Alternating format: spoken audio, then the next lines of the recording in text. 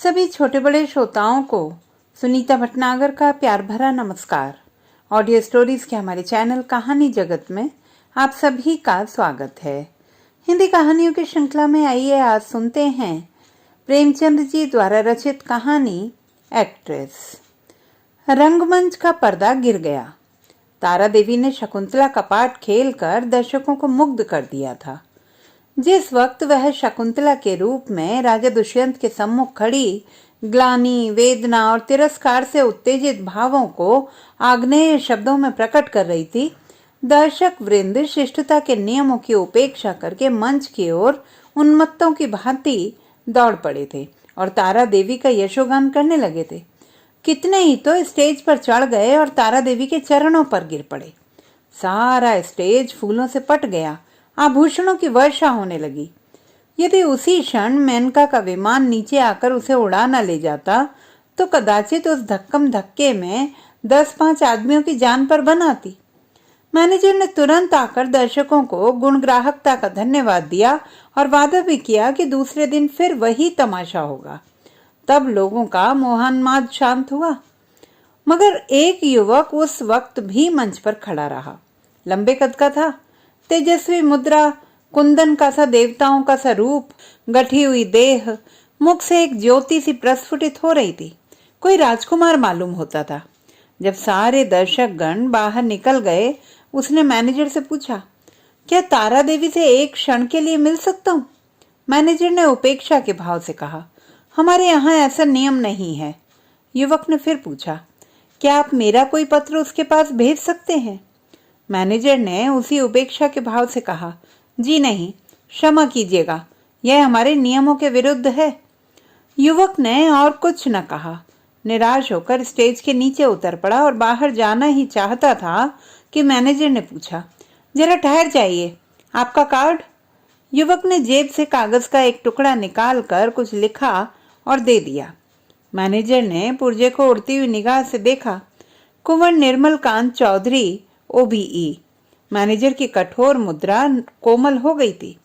कुंवर निर्मल कांत, शहर के सबसे बड़े रईस और तालुकेदार, साहित्य के उज्जवल रत्न, संगीत के सिद्ध हस्त आचार्य, उच्च कोटि के विद्वान, 8-10 लाख सालाना के नफेदार, जिनके दान से देश की कितनी ही संस्थाएं चलती थी, इस समय एक शूद्र प्रार्थी के रूप में खड़े थे। मैनेजर अपने उपेक्षा भाव पर लज्जित हो गया। विनम्र शब्दों में बोला, क्षमा कीजिएगा, मुझसे बड़ा अपराध हुआ। मैं अभी तारा देवी के पास हुजूर का कार्ड लिए जाता हूँ। कुंवर साहब ने उससे रुकने का इशारा करके कहा, नहीं, अब रहने ही दीजिए, मैं कल 5 बजे आऊँगा। इस वक्त तारा देवी को कष्ट होगा, यह उनके विश्राम का समय है। मैनेजर, मुझे विश्वास है कि वह आपकी खातिर इतना कष्ट सहज सह लेंगी। मैं 1 मिनट में आता हूँ। किंतु कुंवर साहब अपना परिचय देने के बाद अपनी आतुरता पर संयम का पर्दा डालने के लिए विवश थे। मैनेजर को सज्जनता का धन्यवाद दिया और कल आने का वादा करके चले गए। तारा एक साफ सुथरे और सजे हुए कमरे में मेज के सामने किसी विचार में मग्न बैठी थी। रात का वह दृश्य उसकी आंखों के सामने नाच रहा था। ऐसे दिन जीवन में क्या बार बार आते हैं? कितने मनुष्य उसके दर्शनों के लिए विकल हो रहे हैं, बस एक दूसरे पर फाट पड़ते थे। कितनों को उसने पैरों से ठुकरा दिया था। हाँ, ठुकरा ही तो दिया था, मगर उस समूह में केवल एक दिव्य मूर्ति अविचलित रूप से खड़ी थी। उसकी आंखों में कितना गंभीर अनुराग था, कितना दृढ़ संकल्प। ऐसा जान पड़ता था मानो दोनों नेत्र उसके हृदय में चुभे जा रहे हों। आज फिर उस पुरुष के दर्शन होंगे या नहीं, कौन जानता है। लेकिन यदि आज उनके दर्शन हुए तो तारा उनसे एक बार बातचीत किए बिना जाने ना देगी उन्हें।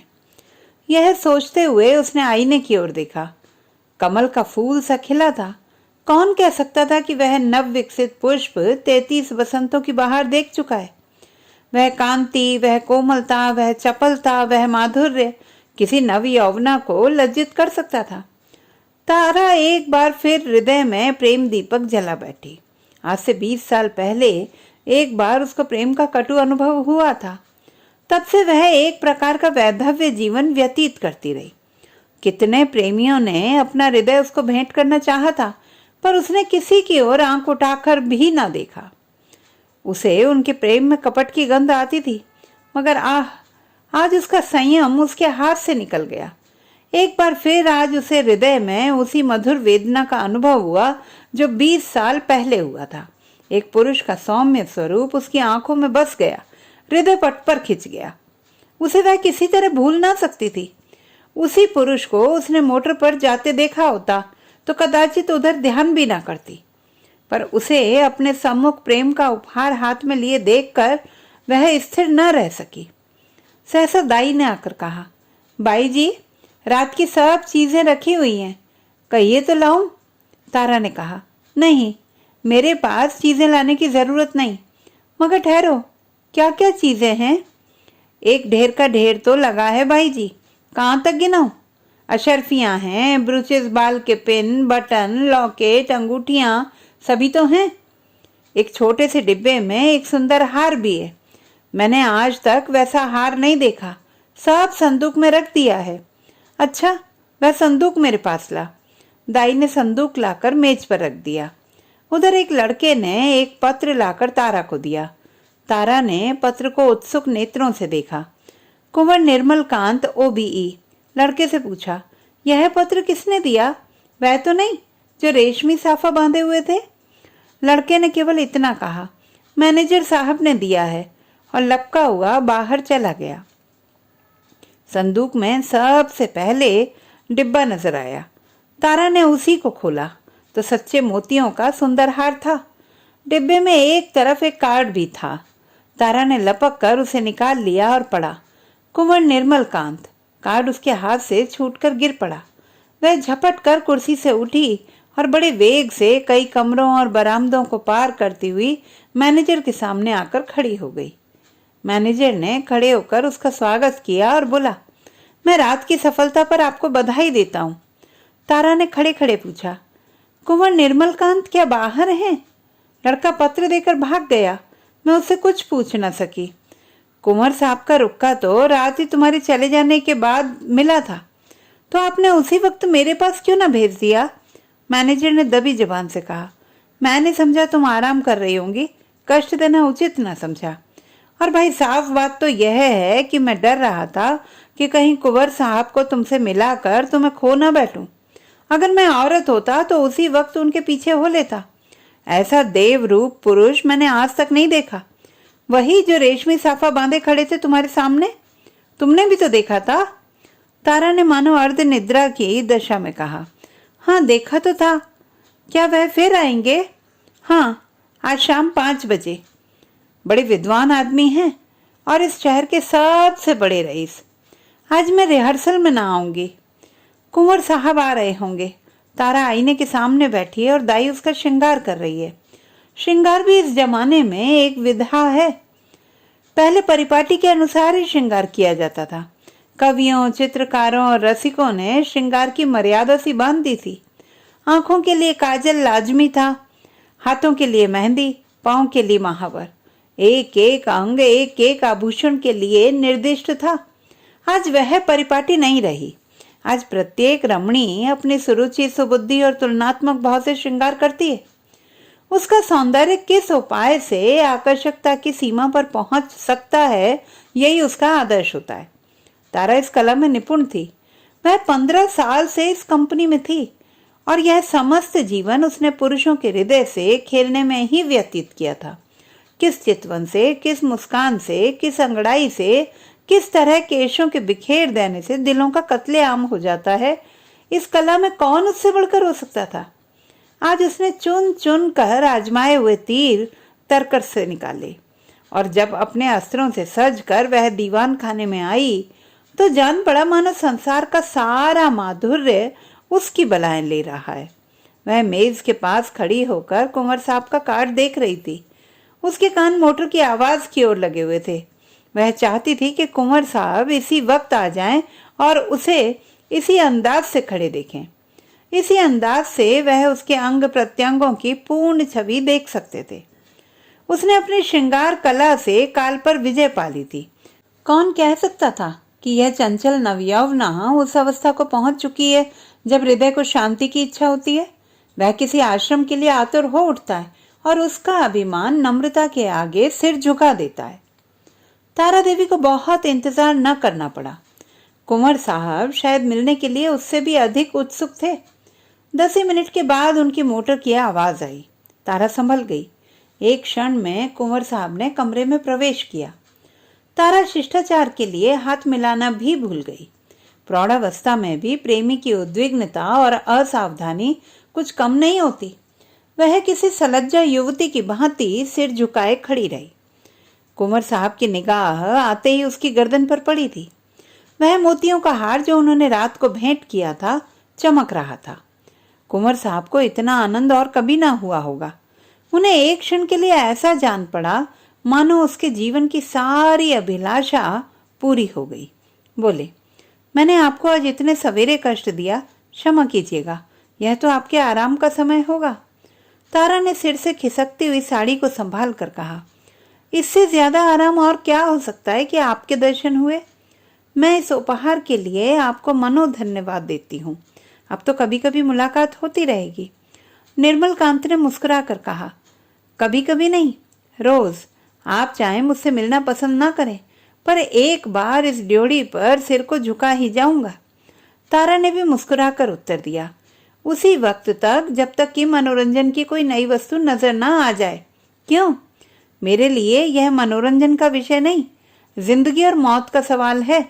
हाँ, तुम इसे विनोद समझ सकती हो, मगर कोई परवाह नहीं। तुम्हारे मनोरंजन के लिए मेरे प्राण भी निकल जाएं तो मैं अपना जीवन सफल समझूंगा। दोनों तरफ से इस प्रीति को निभाने के वादे हुए। फिर दोनों ने नाश्ता किया और कल भोज का न्योता देकर कुंवर साहब विदा हो गए। 1 महीना गुजर गया। कुंवर साहब दिन में कई कई बार आते। उन्हें एक क्षण का वियोग भी असह्य था। कभी दोनों बजरे पर दरिया की सैर करते, कभी हरी हरी घास पर बैठकर पार्कों में बातें किया करते। कभी गाना बजाना होता, नित्य नए प्रोग्राम बनते। सारे शहर में मशहूर था कि ताराबाई ने कुंवर साहब को फांस लिया और दोनों हाथों से संपत्ति लूट रही हैं। पर तारा के लिए कुंवर साहब का प्रेम ही एक ऐसी संपत्ति थी जिसके सामने दुनिया भर की दौलत देय थी। उन्हें अपने सामने देखकर उसे किसी वस्तु की इच्छा न होती थी। मगर 1 महीने तक इस प्रेम के बाजार में घूमने पर भी तारा को वह वस्तु न मिली जिसके लिए उसकी आत्मा लोलुप हो रही थी। वह कुंवर साहब से प्रेम की, अपार और अतुल प्रेम की, सच्चे और निष्कपट प्रेम की बातें रोज सुनती थी, पर उसमें विवाह का शब्द न आने पाता था। मानो प्यासे को बाजार में पानी छोड़कर और सब कुछ मिलता हो। ऐसे प्यासे को पानी के सिवा और किस चीज से तृप्ति हो सकती है? प्यास बुझाने के बाद संभव है और चीजों की तरफ उसकी रुचि हो, पर प्यासे के लिए तो पानी सबसे मूल्यवान पदार्थ है। वह जानती थी कि कुंवर साहब उसके इशारे पर प्राण तक दे देंगे, लेकिन विवाह की बात क्यों उनकी जुबान से नहीं मिलती? क्या इस विषय का कोई पत्र लिखकर अपना आशय कह देना संभव था? फिर क्या वह उसको केवल विनोद की वस्तु बनाकर रखना चाहते हैं? यह अपमान उससे सहा न जाएगा। कुंवर के एक इशारे पर वह आग में कूद सकती थी, पर यह अपमान उसके लिए असह्य था। किसी शौकीन रईस के साथ वह इससे कुछ दिन पहले शायद 1-2 महीने रह जाती और उसे नोच खसोट कर अपनी राह ले लेती, किंतु प्रेम का बदला प्रेम है। कुंवर साहब के साथ वह यह निर्लज्ज जीवन व्यतीत न कर सकती थी। उधर कुंवर साहब के भाई बंधु भी गाफिल न थे। वे किसी भांति उन्हें ताराबाई के पंजे से छुड़ाना चाहते थे। कहीं कुंवर साहब का विवाह ठीक कर देना ही एक ऐसा उपाय था जिसे सफल होने की आशा थी, और यही उन लोगों ने किया। उन्हें यह भय तो न था कि कुंवर साहब इस एक्ट्रेस से विवाह करेंगे।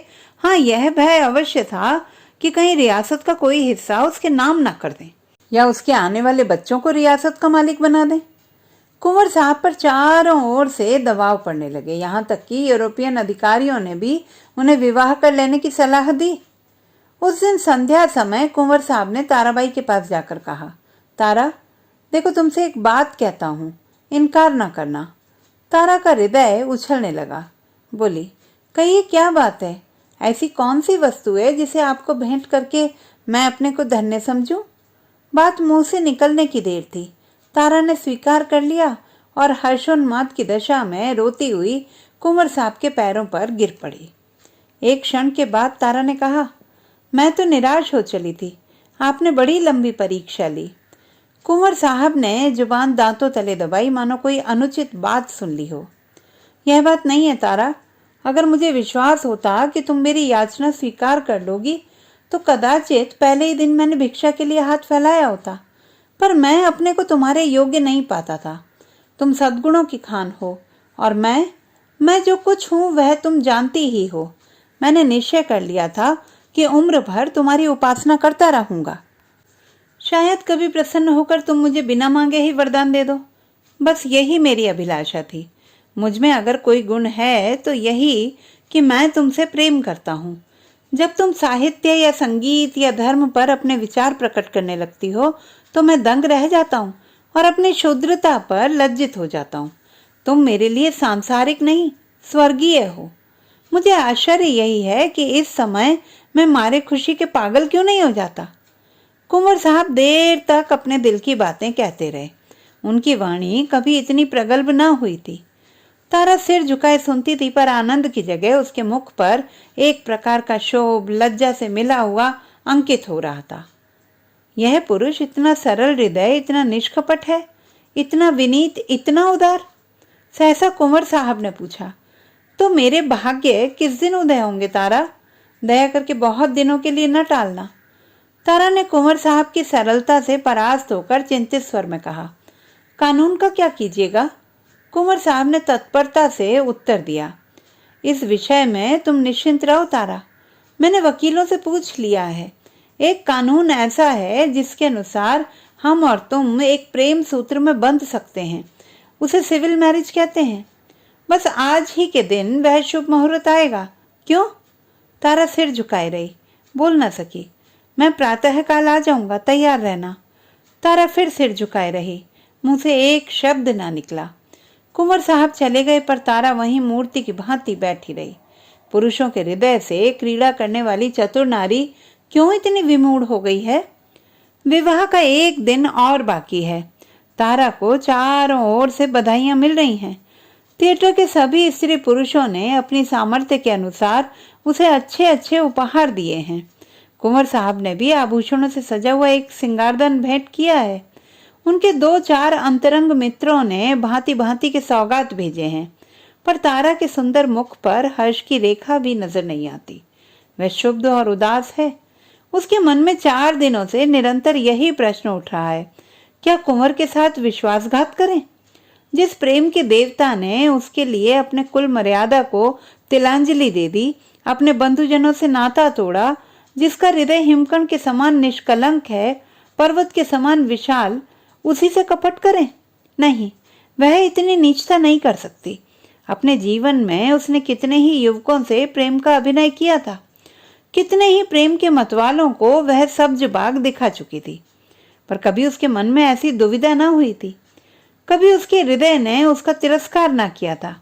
क्या इसका कारण इसके सिवा कुछ और था कि ऐसा अनुराग उसे और कहीं न मिला हो? क्या वह कुंवर साहब का जीवन सुखी बना सकती है? हाँ, अवश्य। इस विषय में उसे लेश मात्र भी संदेह नहीं था। भक्ति के लिए ऐसी कौन सी वस्तु है जो असाध्य हो? पर क्या वह प्रकृति को धोखा दे सकती है? ढलते हुए सूर्य में मध्याह्न का सा प्रकाश हो सकता है? असंभव। वह स्फूर्ति, वह चपलता, वह विनोद, वह सरल छवि, वह तल्लीनता, वह त्याग, वह आत्मविश्वास, वह कहाँ से लाएगी, जिसके सम्मिश्रण को यौवन कहते हैं? नहीं, वह कितना ही चाहे पर कुंवर साहब के जीवन को सुखी नहीं बना सकती। बूढ़ा बैल कभी जवान बछड़ों के साथ नहीं चल सकता।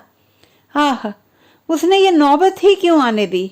उसने क्यों कृत्रिम साधनों से, बनावटी श्रृंगार से कुंवर को धोखे में डाला? अब इतना सब कुछ हो जाने पर वह किस मुंह से कहेगी कि मैं रंगी हुई गुड़िया हूं? जवानी मुझसे कब की विदा हो चुकी, अब केवल उसका पदचिन्ह रह गया है। रात के 12 बज गए थे। तारा मेज के सामने इन्हीं चिंताओं में मग्न बैठी थी। मेज पर उपहारों के ढेर लगे हुए थे, पर वह किसी चीज की ओर आंख उठाकर भी न देखती थी। अभी 4 दिन पहले तक वह इन्हीं चीजों पर प्राण देती थी। उसे हमेशा ऐसी चीजों की तलाश रहती थी जो काल के चिन्हों को मिटा सके, पर अब उन्हीं चीजों से उसे घृणा हो रही है। प्रेम सत्य है और सत्य और मिथ्या दोनों एक साथ नहीं रह सकते। तारा ने सोचा, क्यों ना यहां से कहीं भाग जाए, किसी ऐसी जगह चली जाए जहां उसे कोई जानता ना हो। कुछ दिनों के बाद जब कुंवर का विवाह हो जाए तब वह आकर फिर उनसे मिले और यह सारा वृत्तांत उनसे कह सुनाए। उस समय कुंवर पर वज्रपात सा होगा। हाय, न जाने उनकी क्या दशा होगी, पर उसके लिए इसके सिवा और कोई मार्ग नहीं है। अब उनके दिन रो रो कर कटेंगे, लेकिन उसे कितना ही दुख क्यों ना हो, वह अपने प्रियतम के साथ छल नहीं कर सकती। उसके लिए स्वर्गीय प्रेम की स्मृति, इसकी वेदना ही बहुत है। इससे अधिक उसका अधिकार नहीं है। दाई ने आकर कहा, बाई जी चलिए कुछ थोड़ा सा भोजन कर लीजिए, अब तो 12 बज गए। तारा ने कहा, नहीं, जरा भी भूख नहीं, तुम जाकर खा लो। दाई, देखिए मुझे भूल ना जाइएगा, मैं भी आपके साथ चलूंगी। तारा, अच्छे अच्छे कपड़े बनवा रखे हैं ना? दाई, अरे बाई जी, मुझे अच्छे कपड़े लेकर क्या करना है, आप अपना कोई उतारा दे दीजिएगा। दाई चली गई। तारा ने घड़ी की ओर देखा, सचमुच 12 बज गए थे। केवल 6 घंटे और हैं। प्रातः काल कुंवर साहब उसे विवाह मंदिर में ले जाने के लिए आ जाएंगे। हाय भगवान, जिस पदार्थ से तुमने इतने दिनों तक उसे वंचित रखा, वह आज उसके सामने क्यों लाए? यह भी तुम्हारी ही क्रीड़ा है। तारा ने एक सफेद साड़ी पहन ली, सारे आभूषण उतार कर रख दिए। गर्म पानी मौजूद था। साबुन और पानी से मुंह धोया और आईने के सम्मुख जाकर खड़ी हो गई। कहाँ थी वह छवि, वह ज्योति जो आंखों को लुभा लेती थी? रूप वही था, पर कांति कहाँ? अब भी वह यौवन का स्वांग भर सकती है? तारा को अब वहां एक क्षण भी और रहना कठिन हो गया।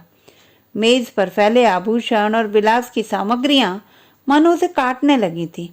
यह कृत्रिम जीवन असह्य हो उठा। खस की टट्टियां और बिजली के पंखों से सजा हुआ शीतल भवन उसे भट्टी के समान तपाने लगा। उसने सोचा, कहाँ भाग कर जाऊं? रेल से भागती हूं तो भागने ना पाऊंगी। सवेरे ही कुंवर साहब के आदमी छूटेंगे और चारों तरफ मेरी तलाश होने लगेगी। वह ऐसे रास्ते से जाएगी जिधर किसी का ख्याल भी न जाए। तारा का हृदय इस समय गर्व से छलका पड़ता था। वह दुखी न थी, निराश भी न थी। फिर कुंवर साहब से मिलेगी, किंतु वह निस्वार्थ संयोग होगा। प्रेम के बनाए हुए कर्तव्य मार्ग पर चल रही है, फिर दुख क्यों हो और निराश क्यों हो? सहसा उसे ख्याल आया, ऐसा ना हो कुंवर साहब उसे वहां न पाकर शोक विह्वलता की दशा में अनर्थ कर बैठे। इस कल्पना से उसके रोंगटे खड़े हो गए। एक क्षण के लिए उसका मन कातर हो उठा। फिर वह मेज पर जा बैठी और यह पत्र लिखने लगी। प्रियतम, मुझे क्षमा करना, मैं अपने को तुम्हारी दासी बनने के योग्य नहीं पाती। तुमने मुझे प्रेम का वह स्वरूप दिखा दिया जिसकी इस जीवन में मैं आशा न कर सकती थी। मेरे लिए इतना ही बहुत है। मैं जब जीऊंगी तुम्हारे प्रेम में मग्न रहूंगी। मुझे ऐसा जान पड़ रहा है कि प्रेम की स्मृति में प्रेम के भोग से कहीं अधिक माधुर्य और आनंद है। मैं फिर आऊंगी, फिर तुम्हारे दर्शन करूंगी, लेकिन उसी दशा में जब तुम विवाह कर लोगे। यही मेरे लौटने की शर्त है। मेरे प्राणों के प्राण, मुझसे नाराज ना होना। ये आभूषण जो तुमने मेरे लिए भेजे थे, अपनी ओर से नववधु के लिए छोड़े जाती हूँ। केवल वह मोतियों का हार जो तुम्हारे प्रेम का पहला उपहार है, अपने साथ लिए जाती हूँ। तुमसे हाथ जोड़कर कहती हूँ, मेरी तलाश न करना।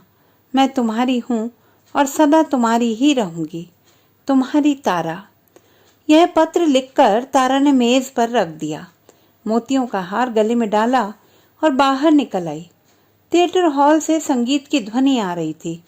एक क्षण के लिए उसके पैर बंध गए। 15 वर्षों का पुराना संबंध आज टूट रहा था। सहसा उसने मैनेजर को आते देखा। उसका कलेजा धक से हो गया। वह बड़ी तेजी से लपक कर दीवार की आड़ में खड़ी हो गई। जो ही मैनेजर निकल गया, वह हाथे के बाहर आई और कुछ दूर गलियों में चलने के बाद उसने गंगा का रास्ता पकड़ा। गंगा तट पर सन्नाटा छाया हुआ था। 10-5 साधु बैरागी धुनियों के सामने लेटे थे। 10-5 यात्री कंबल जमीन पर बिछाए सो रहे थे। गंगा किसी विशाल सर्प की भांति रेंगती चली जाती थी। एक छोटी सी नौका किनारे पर लगी हुई थी। मल्लाह नौका में बैठा हुआ था। तारा ने मल्लाह को पुकारा, ओ मांझी, उस पार नाव ले चलेगा? मांझी ने जवाब दिया, इतनी रात गए, नाव न जाए। मगर दूनी मजदूरी की बात सुनकर उसने डांड उठाया और नाव को खोलता हुआ बोला, सरकार, उस पार कहाँ गए हैं? उस पार एक गांव में जाना है। मुदा इतनी रात गए, कौनो सवारी शिकारी ना मिली तो? कोई हर्ज नहीं, तुम मुझे उस पार पहुंचा दो। मांझी ने नाव खोल दी। तारा उस पार जा बैठी और नौका मंद गति से चलने लगी, मानो जीव स्वप्न साम्राज्य में विचर रहा हो। इसी समय एकादशी का चांद पृथ्वी से उस पार अपनी उज्जवल नौका खेता हुआ निकला और व्योम सागर को पार करने लगा। तो दोस्तों, ये थी हमारी आज की कहानी। आपको कैसी लगी कमेंट बॉक्स में लिखना ना भूलें। चैनल को सब्सक्राइब करें, लाइक करें और मित्रों के साथ शेयर करें।